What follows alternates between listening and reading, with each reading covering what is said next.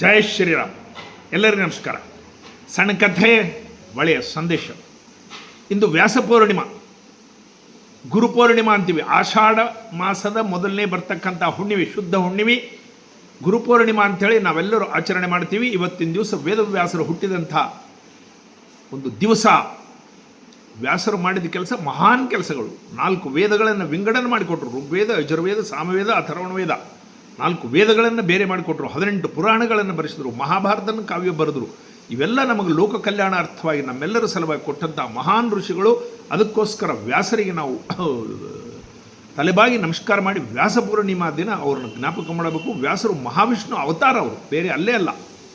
ವ್ಯಾಸ ಭಗವಾನರು ಜನ್ಮದಿನವನ್ನು ಮಾಡೋದು ಬೌದ್ಧ ಧರ್ಮದಲ್ಲಿಯೂ ಮಾಡ್ತಾರೆ, ಜೈನರಲ್ಲಿ ಮಾಡ್ತಾರೆ, ನೇಪಾಳದಲ್ಲಿ, ಬರ್ಮಾದಲ್ಲಿ, ಅನೇಕ ದೇಶಗಳಲ್ಲಿ ವ್ಯಾಸ ಪೂರ್ಣಿಮೆನ ಆಚರಣೆ ಮಾಡ್ತಾರೆ.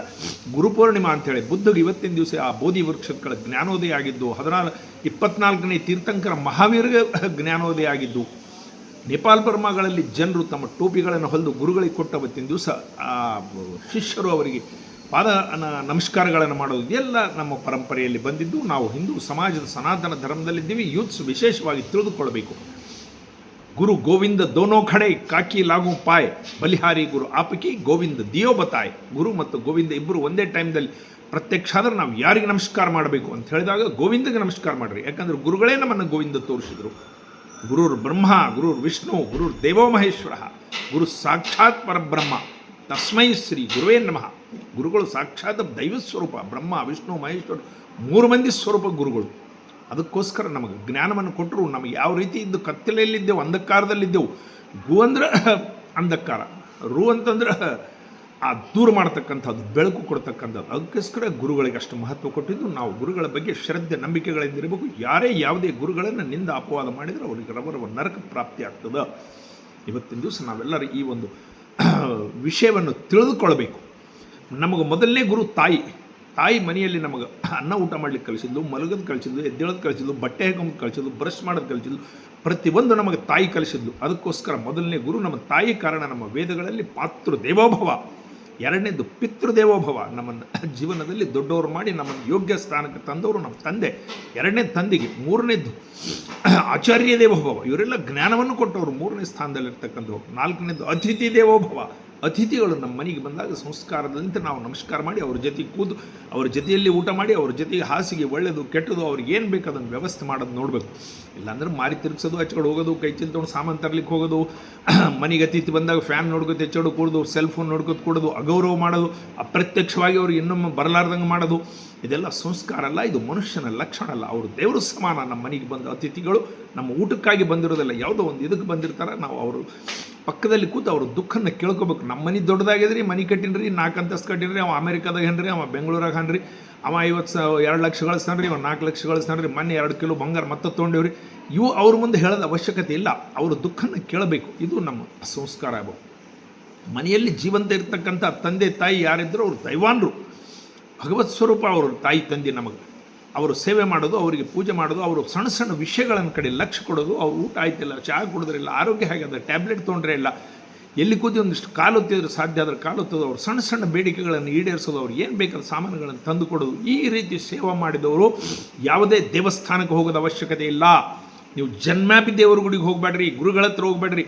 ತಾಯಿ ತಂದೆ ಸೇವೆ ಮಾಡ್ತಕ್ಕಂಥದ್ರಷ್ಟು ದೊಡ್ಡ ಕೆಲಸ ಇನ್ನೊಂದು ಯಾವುದಿಲ್ಲ. ಅವರಿಗೆ ಸತಾಯಿಸಿದ್ರಿ, ಅವರಿಗೆ ಕಣ್ಣು ಕಿಸಿ ಮಾತಾಡಿದ್ರಿ, ಅವರಿಗೆ ದೊಡ್ಡ ದನಿಯಲ್ಲಿ ಮಾತಾಡಿದ್ರಿ, ಅಗೌರವಪಡಿಸಿದ್ರಿ, ಅವ್ರನ್ನ ನಿರ್ಲಕ್ಷ್ಯ ಮಾಡಿದ್ರಿ ಅಂದರೆ ತೀರ್ಥಯಾತ್ರೆ ಮಾಡಿದ್ರೆ, ದೇವರ ಗುಡಿಗೆ ಹೋದರೆ ಏನೂ ಫಲ ಇಲ್ಲ. ಸ್ವಾಮಿ ವಿವೇಕಾನಂದರು ಒಂದು ಕಡೆ ಹೇಳ್ತಾರೆ, 20 ವರ್ಷದ ಹುಡುಗ ದೇವಸ್ಥಾನಕ್ಕೆ ಹೋಗದಿದ್ದರೆ ಚಿಂತೆ ಮಾಡಬೇಕು. 20 ವರ್ಷ ಬಂತು, ದೇವಸ್ಥಾನಕ್ಕೆ ಹೋಗೋಲ್ಲ, ಸಂಸ್ಕಾರಗಳಿಲ್ಲ, ಒಳ್ಳೆ ವಿಚಾರಗಳು ಬರ್ತಾ ಇಲ್ಲ, ಹೇಗಾಗಿತ್ತು ಅವನ ಜೀವನ ಅಂತ ಚಿಂತೆ ಮಾಡಬೇಕಂತ.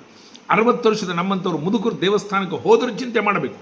60-70 ವರ್ಷ ಬಂತು, ಮುದುಕಾಗಿದ್ದಾನೆ, ಇನ್ನು ಗುಡಿ ಗುಡಿ ಗುಡಿ, ಗುರುಗಳು, ಗುಡಿ, ದೇವಸ್ಥಾನ, ಚಾತುರ್ಮಾಸ, ತೀರ್ಥಯಾತ್ರೆ ಇವೇ ಮಾಡ್ತಾ ಇದ್ದಾನೆ. ಏನಾಗಿದೆ ಇವನಿಗೆ? ಎದಕ್ಕೆ ತಿಳಿವಲ್ದು? ಈಶಾನ ಸರ್ವ ವಿದ್ಯಾನಾಂ ಈಶ್ವರ ಸರ್ವಭೂತಾನಾಂ. ಎಲ್ಲರಲ್ಲಿ ಇರ್ತಕ್ಕಂಥ ಜ್ಯೋತಿ ಸ್ವರೂಪ ಒಂದೇ. ಭಗವಂತ ಅಣುರೇಣು ತೃಣಕಾಷ್ಠಗಳಲ್ಲಿ ಪರಮಾತ್ಮ ಇದ್ದಾನೆಂಬ ಭಾವನೆ ಇವನಿಗೆ ಬರ್ತಾನೆ ಇಲ್ಲ. ಬರೇ ದೇವ್ರ ಗುಡಿಗೆ ಹೋಗ್ತಾನೆ, ದೇವ್ರ ಗುಡಿಗೆ ಹೋಗ್ತಾನೆ, ಪಂಢರಪುರ ಅಂತಾನೆ, ಗಾಣಗಾಪುರ ಅಂತಾನೆ, ಮಂತ್ರಾಲಯ ಅಂತ ತಿರುಗ್ತಾನೆ. ಏನಾಯ್ತು ಇವನಿಗೆ? ಗುರುಪೂರ್ಣಿಮೆ ಆದರೆ ನಾವು ಗಾಣಗಾಪುರಕ್ಕೆ ಹೋಗ್ತೀವಿ. ಗುರುಗಳು ಮಹಾನ್ ಗುರುಗಳು. ನಾವು ಗುರುಪೂರ್ಣಿಮೆ ಆದರೆ ಮಂತ್ರಾಲಯಕ್ಕೆ ಅವರೊಬ್ಬರೇ ನೋಡ್ರಿ ನಮ್ಮ ಗುರುಗಳು, ಅವರೇ ಕಾಪಾಡಬೇಕು. ಯಾಕೆ ಕಾಪಾಡ್ತಾನೆ? ನೀನು ಏನು ಕೊಟ್ಟಿದ್ದತ್ತ? ನೀನು ಹೋಗಿ ನಮಸ್ಕಾರ ಮಾಡಿದರೆ ನಿನ್ನ ಕಾಪಾಡ್ತಾನ?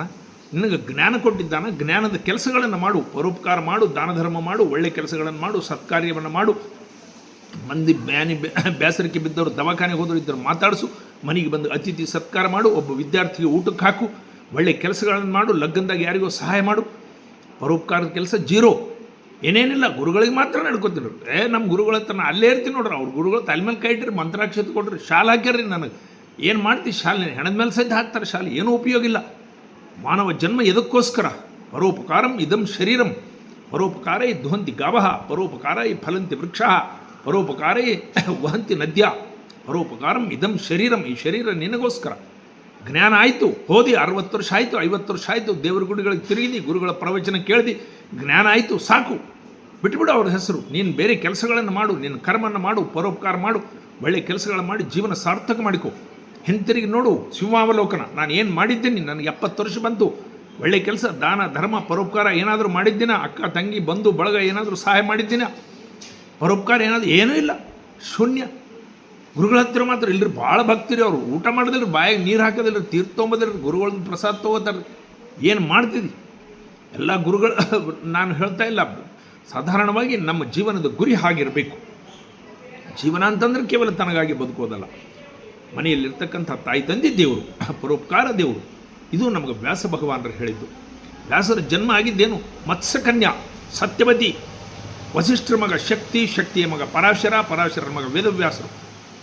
ಪರಾಶರರು ನದಿ ದಾಟುವಾಗ ಒಬ್ಬ ಸತ್ಯವತಿ ಅಂತಕ್ಕಂಥ ಮೀನುಗಾರರ ಕನ್ಯೆಯ ಮೇಲೆ ಮೋಹಿತರಾಗಿ ಅವರಿಗೆ ಲಿಂತ ಜನ್ಮ ಬಂದಿದ್ದೇ ಸಾಕ್ಷಾತ್ ಭಗವಾನ್ ವೇದವ್ಯಾಸರು. ನಮೇ ಜಾತಿ ಭೇದಂ ಚಿದಾನಂದ ರೂಪಂ ಶಿವೋಹಂ ಶಿವೋಹಂ. ಅದನ್ನೇ ಶಂಕರ ಭಗವತ್ಪಾದ ಹೇಳಿದ್ರು. ನಾವು ಜಾತಿ ಭೇದ ಇಲ್ಲ, ಚಿದಾನಂದ ರೂಪಂ ಶಿವೋಹಂ ಶಿವಂ. ವೇದವ್ಯಾಸ, ವಾಲ್ಮೀಕಿ, ಕನಕ, ಕಬೀರ, ರಾಮ, ಕೃಷ್ಣ ಇವರು ಯಾರೂ ಬ್ರಾಹ್ಮಣರಲ್ಲ. ನಾವೆಲ್ಲರನ್ನ ಪೂಜೆ ಮಾಡ್ತೀವಿ. ಬ್ರಾಹ್ಮಣರೇ ಶ್ರೇಷ್ಠ ಅಂತ ಅಂದ್ಕೊಳ್ಬಾರ್ದು. ಕರ್ಮದಲ್ಲಿಂದ ಶ್ರೇಷ್ಠ ವ್ಯಕ್ತಿ ಇರಬೇಕು, ಒಳ್ಳೆ ಕರ್ಮಗಳನ್ನು ಮಾಡಬೇಕು, ಅವನ್ನೇ ಶ್ರೇಷ್ಠ ವ್ಯಕ್ತಿ. ಅದಕ್ಕೋಸ್ಕರ ಇವರೆಲ್ಲರನ್ನ ನಾವು ಪೂಜೆ ಮಾಡ್ತೀವಿ. ನಮ್ಮ ಬ್ರಾಹ್ಮಣರ ಕುಲದೊಟ್ಟಿದ್ರು ರಾವಣ, ಪುಲಸ್ತ್ಯ, ಅವ್ರಿಗೆ ನಾವು ಪಶುಗಳಿಗೆ ಸಹಿತ ಹೆಸರಿಡೋದಿಲ್ಲ. ಇದು ನಾವು ಜ್ಞಾಪಕ ಇಡಬೇಕು. ಏನಾದರಾಗು ಮೊದಲು ಮಾನವನಾಗು, ನಂತರ ಗುರುಪೂರ್ಣಿಮೆ ಮಾಡು, ಹಬ್ಬಗಳು ಮಾಡು, ಆಚರಣೆ ಮಾಡು, ಅದರ ಜೊತೆಗೆ ಆ ಜ್ಞಾನದ ಉಪಯೋಗ ಮಾಡು. ಭಾರತ್ ಮಾತಾಗಿದೆ. ಎಲ್ಲರಿಗೂ ನಮಸ್ಕಾರ.